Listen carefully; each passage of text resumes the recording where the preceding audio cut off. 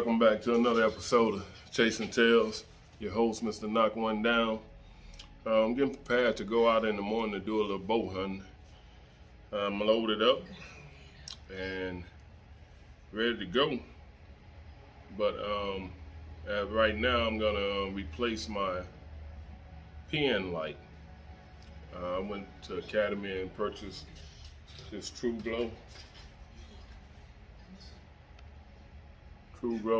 pen light, and what that does is in dust situations where your pens don't get enough light,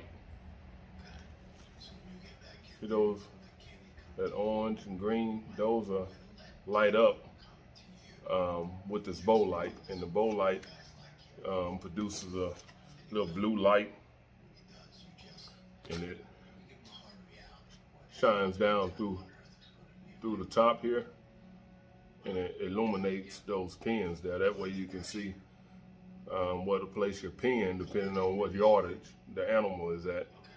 You can put that sight pin on them and let it fly. And once I'm done with that, I'm gonna see if I can take this bracket here and make me a cell phone bracket to where I can mount it to my bow here, and then mount the cell phone out here by my fingers. And that way I can record whenever I'm getting ready to take a shot.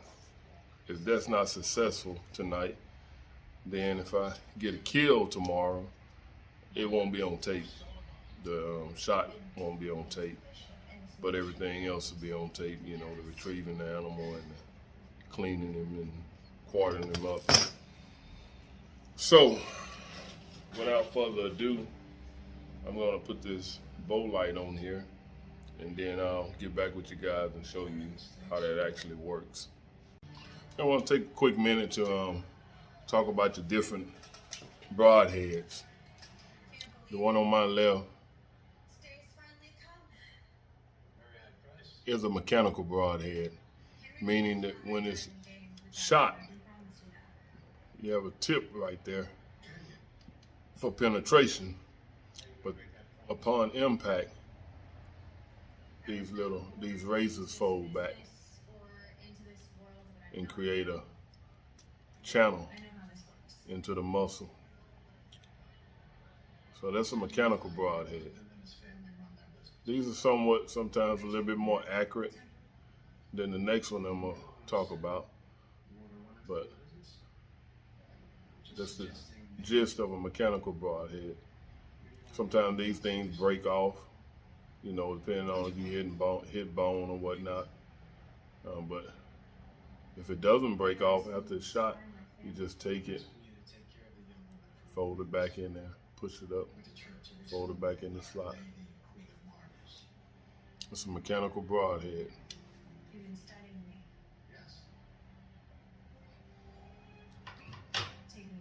Next arrow is what they call a fixed broadhead, meaning it's already fixed in its killing position or cutting position, and it's nothing more than a razor with a sharp point on the end. These tend to not be as stable as a mechanical broadhead in flight, but you can peak and tune your bow to make any of them fly, you know, pretty accurate. But I've killed with this one, and I've also killed with the mechanical. I like them both. The only thing about these, you don't have to worry about the blades breaking off like on the mechanicals. But they don't have them all the time, but you know, when they do, you either can repair it or replace it. But I just want to share that bit of information to folks out there that may be tuning in that don't know anything about bow hunting. This is not for the people who's already bow hunting and been bow hunting for years. Yeah, I just wanted to come back on here and show you guys that the plan I came up with for the cell phone holder bracket. It works. Got it on the boat. That's where my cell phone would go. Clamp down in there. I didn't have time to paint that shiny bracket, so I just wrapped it with blue tape. Drill the hole here. I found drill the hole through the plate. I found a nut and bolt to take up some excess space because I didn't have a shorter bolt. And screwed it in the back of the cell phone holder. And then on my stabilizer bar, I drilled a hole in the plate so it can scoop and go through it and mount it to the boat. So whenever I take the stabilizer off, I can take this off. But yeah, every now and then, well, I won't say every now and then, sometimes when you come up with something in theory, it don't always work when you try to make it practical. But in this instance, I was able to make it practical.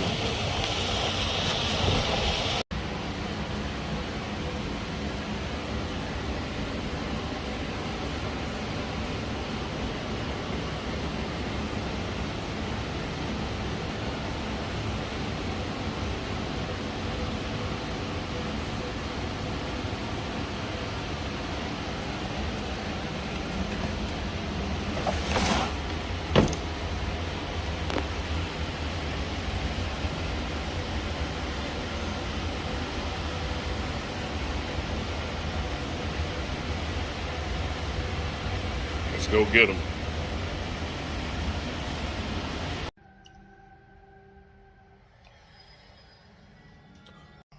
Okay, I got the bow light. This is what it looks like. Got the battery in there. It takes a little small battery, like a watch battery.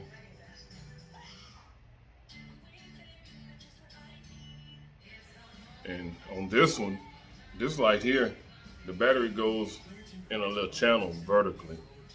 But in my old bow light, you just drop them in there. So now that I got this light working, I take it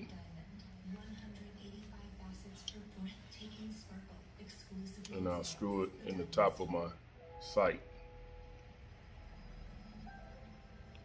A once-in-a-generation leap for the iPhone camera.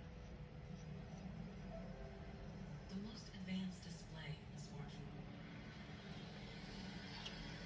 So now I got it in there, you can kind of see the reflection of that blue light, right? For the first time, iPhone can detect a crash and call for help. I'm gonna turn the light off so you get a better view.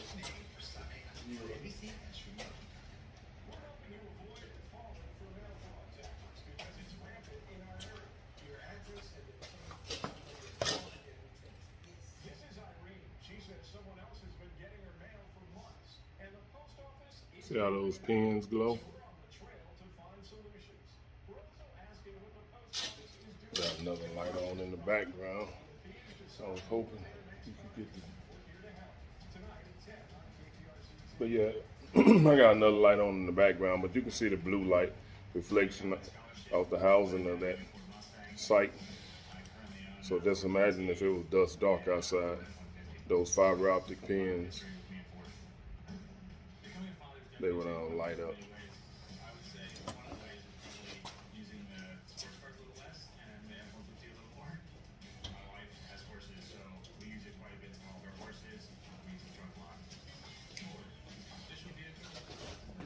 So now, to cut this off and on, you just turn this at the top, like so.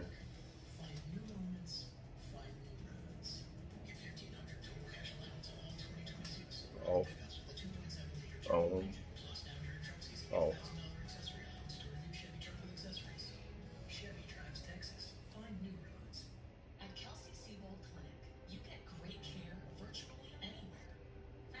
Yeah, baby. This is my very first bow. I remember being at Bow Zone off Treasury up in Spring, and I was using a friend's bow. We was talking about bows and hunting. And he said, "Man, I got a brand new bow. Man, you ought to try this bow before you buy one." So it's just sitting in the corner collecting dust. So lo and behold, I went and he brought the bow to work. I brought it home, and just on YouTube and things like that, learning about the bow. Didn't know a thing about bows.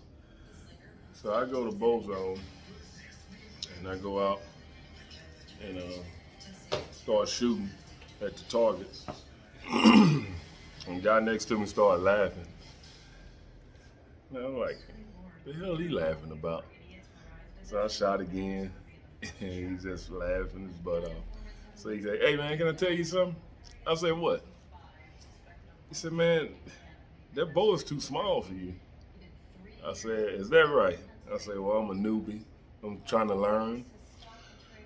So he told me to spread my arms out.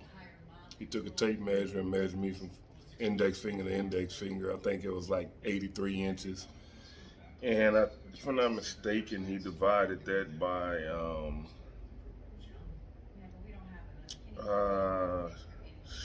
I can't remember what it was. I have to look it up. But he he divided that by a number or two numbers, and it came out to 32. And that number is your draw length. So the bow I had was like for a short person, man. And so he went on to tell me, said, "Man, you may not find an entry level bow because of your draw span, your draw length is long. So you're going to get an expensive bow." So when he told me that, I was like, "Oh, okay. Well, I'm not really looking to spend the kind of money I'll spend on a gun for a bow, being that I'm just getting into this. I might not even like it." And at the time, everybody was pushing Matthews. You know, they wanted top of the line bows. And so I went home that night and I got online and started researching compound bows for that draw length. And sure enough, man, everything out there was, you know, $1,000, $1,500 and up. And I ran across this bow made by Fred Bear. And Fred Bear been in the game a long time. Doesn't make any junk. But found that Bass Pro Shop. And I can't remember exactly how many years ago this been, but I know it's been over 5 years. I got this bow, I think a dozen arrows, a case, and everything for around 700 and something bucks. Walk out the door. So I proved them wrong. And I wasn't gonna spend $1,500 for no bow. And over time, I upgraded the sight. I never upgraded the arrow rest. This is the original Whisker Biscuit arrow rest. A lot of guys do the fallaways and things of that nature. I was gonna get one, but just never pulled the trigger on it. I upgraded the stabilizer, of course. What else did I do? Oh, and the string has been replaced because the new strings, they're really junk.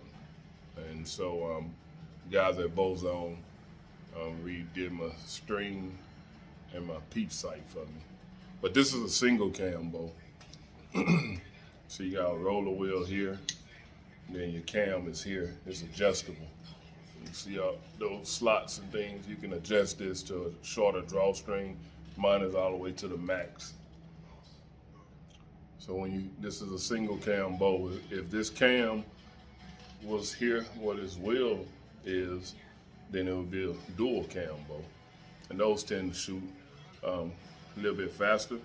But with my draw length being so long, you know, the feet per second is gonna be much faster than somebody with a shorter draw length.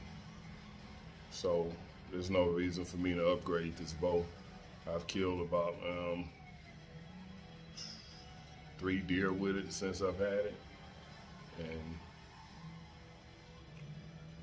I've only missed one deer since I've shot this bow. Everything else has been money. I got it maxed out to I think this is 70 pounds, 60 or 70 pounds. No, 70 pounds, I think it is the max draw weight. I got it maxed out. It don't take 70 pounds to kill a deer, but I'm young enough to pull it, so why not pull it? The older you get, you might want to drop it down about 60, 50 pounds. But this is what I'm gonna take out with me in the morning. And I went and bought me some, had to get some cover-up scent. Thought I had some, and I didn't. Got that. Got some Doe Ewing by Tinks. They make pretty good product. And I went and got me some more light up tips, nocturnal. And what these do, let me set this down.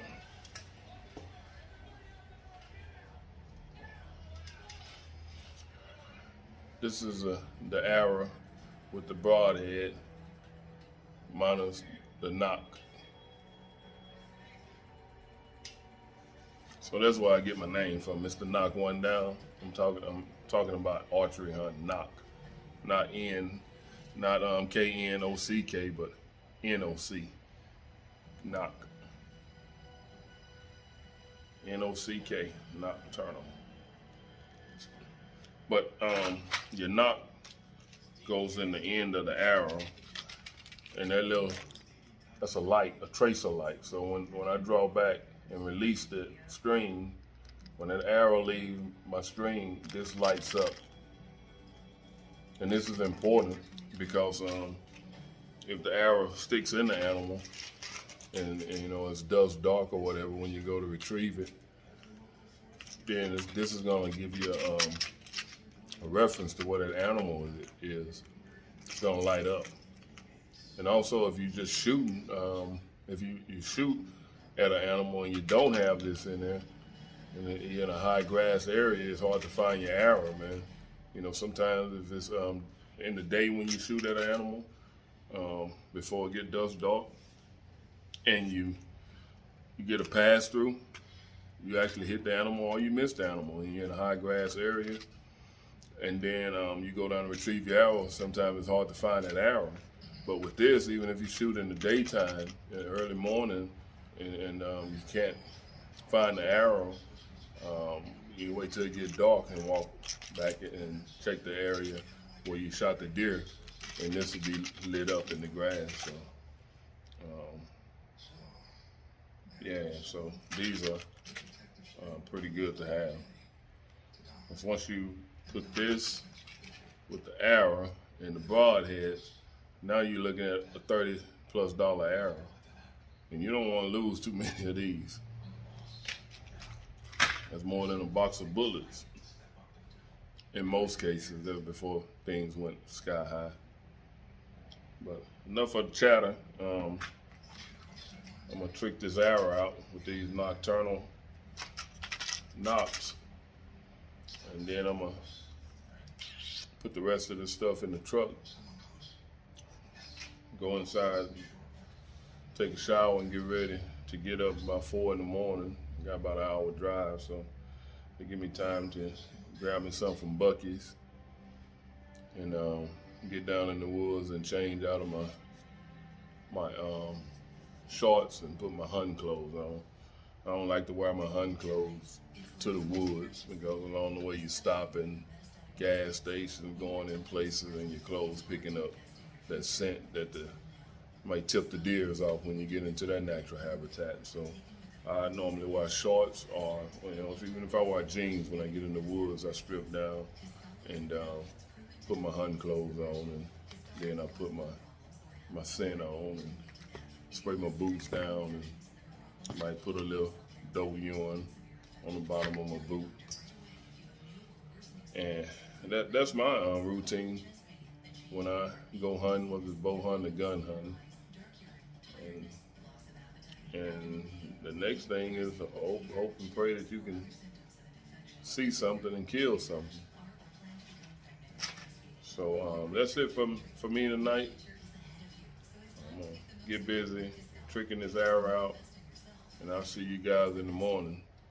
Thanks for tuning in to another episode of Chasing Tails with your boy, Mr. Knock One Down. Y'all stay safe. Have a good night.